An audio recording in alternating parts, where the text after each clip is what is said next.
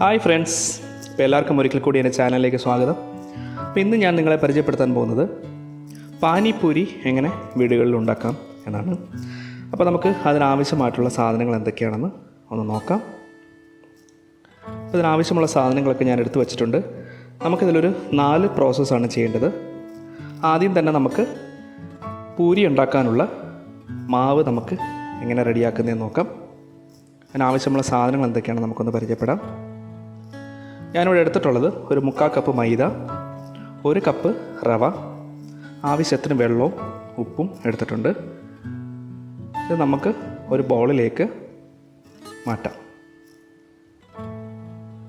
അപ്പോൾ നമുക്ക് ആദ്യം തന്നെ റവ 1 കപ്പ് ഇട്ട് കൊടുക്കാം. അതിൻ്റെ കൂടെ തന്നെ മൈദ ഒരു 3/4 കപ്പ് കൂടെ ആഡ് ചെയ്യാം. ആവശ്യത്തിനുള്ള ഉപ്പും വെള്ളവും കൂടെ നമുക്ക് ചേർത്ത് കൊടുക്കാം.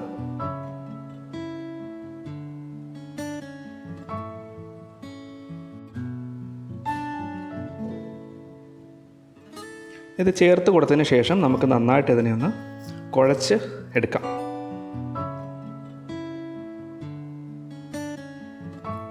പൂരിയൊക്കെ ഉണ്ടാക്കുന്ന രീതിയിലുള്ളൊരു മാവ് ആണ് നമുക്ക് ആവശ്യം. അപ്പോൾ ആ ഒരു രീതിയിൽ നമുക്കിതിനെ കുഴച്ചെടുക്കാം.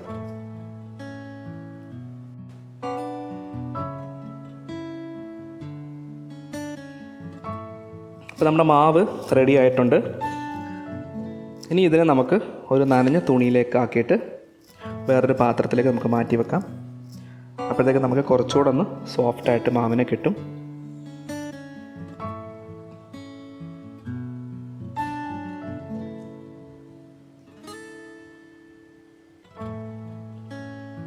പിന്നെ അടുത്തതായിട്ട് നമുക്ക് ചെയ്യേണ്ടത് ഫസ്റ്റ് പാനി നമുക്ക് എങ്ങനെ ഉണ്ടാക്കുന്നത് നോക്കാം. അതിനാവശ്യമായിട്ട് ഞാൻ എടുത്തിട്ടുള്ളത് ഒരു 1/4 കപ്പ് പുളി എടുത്തിട്ടുണ്ട്. അതിൻ്റെ കൂടെ തന്നെ 1 ടീസ്പൂൺ ജീരകപ്പൊടി, 1/2 കപ്പ് ശർക്കര, ആവശ്യമുള്ള വെള്ളം, ഉപ്പ്, ആവശ്യമുള്ള മുളക് പൊടി എടുത്തിട്ടുണ്ട്. ഇനി ഇതെങ്ങനെയാണ് പ്രിപ്പയർ ചെയ്യുന്നത് നമുക്കൊന്ന് നോക്കാം. അപ്പോൾ ആദ്യം നമുക്കൊരു പാനിലേക്ക് ശർക്കര ആഡ് ചെയ്ത് കൊടുത്ത് നന്നായിട്ടൊന്ന് ചൂടാക്കിയതിന് ശേഷം കുറച്ച് വെള്ളം കൂടെ നമുക്ക് ആഡ് ചെയ്ത് കൊടുക്കാം. ആഡ് ചെയ്ത് കൊടുത്തതിന് ശേഷം നന്നായിട്ടൊന്ന് ഡൈല്യൂട്ട് ചെയ്ത് എടുക്കാം, ഒന്ന് തിളപ്പിച്ചെടുക്കാം. അപ്പോൾ തിളച്ച് വന്നിട്ടുണ്ട്. നമുക്കതിലേക്ക് നമ്മുടെ പുളിയും കൂടെ ആഡ് ചെയ്ത് കൊടുക്കാം. കൊടുത്തതിന് ശേഷം നന്നായിട്ട് ഒന്ന് മിക്സ് ചെയ്തെടുക്കുക.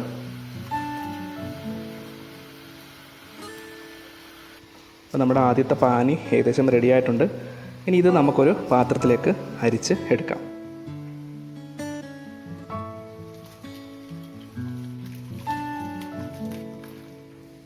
ഇനി അരിച്ചെടുത്തതിനകത്തോട്ട് നമുക്ക് മുളക് പൊടി ആഡ് ചെയ്ത് കൊടുക്കാം.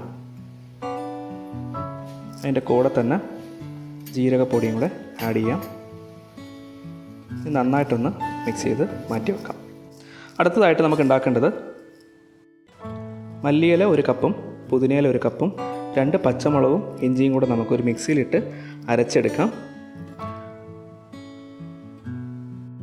ഇതാണ് നമ്മുടെ രണ്ടാമത്തെ പാനി.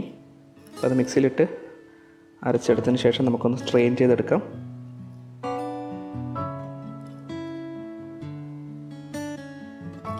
സ്ട്രെയിൻ ചെയ്ത് നമുക്ക് ഒരു ബൗളിലേക്ക് മാറ്റിയതിന് ശേഷം നമുക്കൊരു 1 ടീസ്പൂൺ മുളക് പൊടി ഇട്ട് കൊടുക്കുക.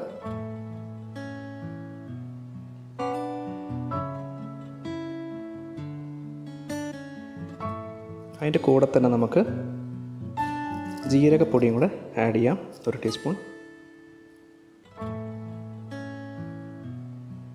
ഇനി 1 ടീസ്പൂൺ ചാറ്റ് മസാലയും കൂടെ ചേർത്ത് കൊടുക്കാം. ഒരു നാരങ്ങയുടെ പാതി അതിലേക്ക് പിഴിഞ്ഞു കൊടുക്കുക. കൊടുത്തതിന് ശേഷം നമുക്കിതിനെ നന്നായിട്ടൊന്ന് മിക്സ് ചെയ്യാം.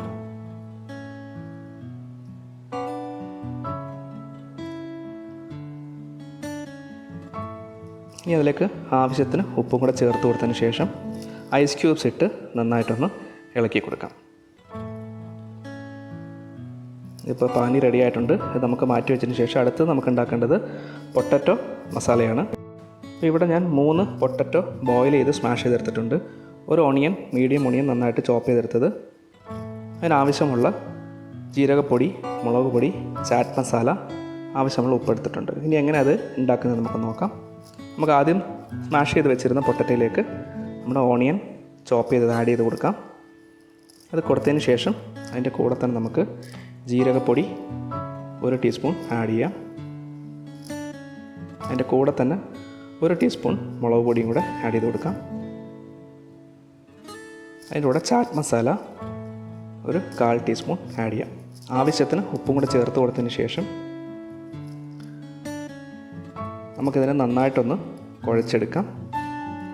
എല്ലാ മസാലയും ഉപ്പും എല്ലാം കൂടെ ഒന്ന് നന്നായിട്ട് മിക്സ് ആകത്തക്ക രീതിയിൽ നമുക്കിതിനെ ഒന്ന് കുഴച്ചെടുക്കാം. അപ്പോൾ നമ്മുടെ പൊട്ടറ്റോ മസാല റെഡി ആയിട്ടുണ്ട്. അപ്പോൾ ഇതിനെ നമുക്ക് ഒരു ബൗളിലേക്ക് മാറ്റി വെക്കാം. ഇനി അടുത്തതായിട്ട് നമ്മൾ ഉണ്ടാക്കാൻ പോകുന്നത് ചെറിയ പൂരിയാണ്. അപ്പോൾ അതിൻ്റെ മാവ് നമ്മൾ ഓൾറെഡി ഒരു തുണിയിൽ നനച്ച് വെച്ചായിരുന്നു. അപ്പോൾ സെറ്റായി കിട്ടിയിട്ടുണ്ട്. അതെടുത്തതിന് ശേഷം ഒന്നുകൂടെ ഒന്ന് നന്നായിട്ട് കുഴച്ച് കൊടുക്കുക. ഇനി നമുക്ക് ചെറിയ പൂരികളായിട്ട് തന്നെ പരത്തിയെടുക്കാം. ഇതുപോലെ ചെറിയ ഷേപ്പിൽ മിനി പൂരികൾ നമുക്കിങ്ങനെ പരത്തിയെടുക്കേണ്ടതായിട്ടുണ്ട്. ഇതുപോലെ നന്നായിട്ട് പരത്തിയെടുത്തതിന് ശേഷം നമുക്കിതിനെ ഒന്ന് ഫ്രൈ ചെയ്ത് എടുക്കാം. അപ്പോൾ അതിനായി പാനിലേക്ക് നമുക്ക് ആവശ്യത്തിന് എണ്ണ ഒഴിച്ച് ചൂടാക്കിയതിന് ശേഷം നമ്മൾ പരത്തി വെച്ചിരുന്ന പൂരി നമുക്കതിലേക്ക് ഇട്ട് കൊടുത്ത് ഫ്രൈ ചെയ്യാം. അപ്പോൾ ഫ്രൈ ചെയ്യുമ്പോൾ ശ്രദ്ധിക്കണം, നമുക്കൊന്ന് പ്രസ് ചെയ്ത് കൊടുത്തു കഴിഞ്ഞാൽ നമുക്ക് നന്നായിട്ടൊന്ന് പൊങ്ങി വരും. അപ്പോൾ അതുകൊണ്ട് ജസ്റ്റ് ഇടുമ്പോൾ തന്നെ നമുക്കൊന്ന് തവി കൊണ്ട് നന്നായിട്ടൊന്ന് പ്രസ് ചെയ്ത് കൊടുക്കുക. അപ്പോൾ നമുക്കതിനെ തിരിച്ചും മറിച്ചും ഇട്ട് നമുക്കൊരു ഗോൾഡൻ ബ്രൗൺ ആവുന്നവരെ ഇതിനെ ഒന്ന് പൊരിച്ചെടുക്കാം. ഏകദേശം റെഡി ആയിട്ടുണ്ട്. നമുക്കിതിനെ ഒരു ബൗളിലേക്ക് മാറ്റാം. ഇതുപോലെ നമ്മുടെ എല്ലാ പൂരികളും വറുത്തെടുക്കുക. അപ്പോൾ നമ്മുടെ പൂരി റെഡി ആയിട്ടുണ്ട്. അതിനൊരു ബൗളിലേക്ക് ഞാൻ മാറ്റിയിട്ടുണ്ട്. അപ്പോൾ ഇതിനി എങ്ങനെയാണ് കഴിക്കുന്നതെന്ന് നമുക്കൊന്ന് നോക്കാം. അപ്പോൾ അതിന് നമ്മൾ ആദ്യം തന്നെ ഉണ്ടാക്കി വെച്ചിരുന്ന പൊട്ടറ്റോ മസാലയും 2 പാനിയും ഞാൻ എടുത്ത് വെച്ചിട്ടുണ്ട്.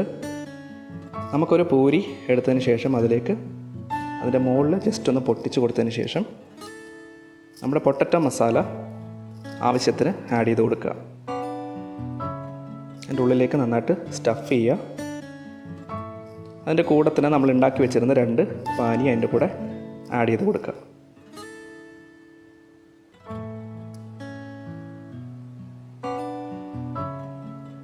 കൊടുത്തതിന് ശേഷം കഴിക്കുക. അപ്പോൾ ഇത്രയേ ഉള്ളൂ. വീട്ടിൽ തന്നെ നമുക്ക് പാനിപൂരി ഉണ്ടാക്കി കഴിക്കാവുന്നതേ ഉള്ളൂ. അപ്പോൾ എല്ലാവർക്കും ഇഷ്ടപ്പെട്ടു എന്ന് വിചാരിക്കുന്നു. എല്ലാവരും വീടുകളിൽ ട്രൈ ചെയ്ത് നോക്കുക. ഇപ്പോൾ ഈ ലോക്ക്ഡൗൺ ഒക്കെ ആയതുകൊണ്ട് വെളിയിലൊന്നും പോയി പാനിപൂരി കഴിക്കാൻ പറ്റത്തില്ല. സോ വീടുകളിൽ ട്രൈ ചെയ്ത് നോക്കുക. ഇഷ്ടപ്പെട്ടെങ്കിൽ എല്ലാവരും ലൈക്ക് ചെയ്യുക, ഷെയർ ചെയ്യുക, സബ്സ്ക്രൈബ് ചെയ്യുക. അപ്പോൾ അടുത്തൊരു റെസിപ്പി ആയിട്ട് വരുന്നവരെ എല്ലാവർക്കും ഗുഡ് ബൈ.